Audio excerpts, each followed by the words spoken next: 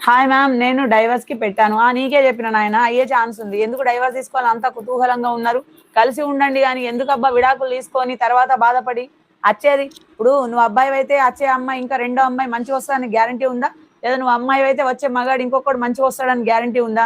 ఉన్న లైఫ్ ని హ్యాపీగా ఎంజాయ్ చేయక ఏదో కష్టమో నష్టమో సర్దుకుపోక ఎందుకు విడాకులు తీసుకొని బాధపడతారు చెప్పురి.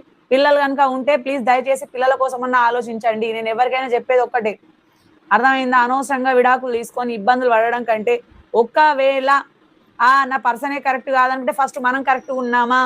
అది మనలో మనం క్వెషన్ ఏసుకోవాలి. మనం కరెక్ట్‌గా ఉంటే మన పర్సన్ కరెక్ట్‌గా ఉందా లేదా చూసుకోండి. లేదా వాళ్ళలో ఏదైనా ఫాల్ట్ కనిపిస్తే ఆ ఫాల్ట్ సరిదిద్దుకోమని చెప్పండి.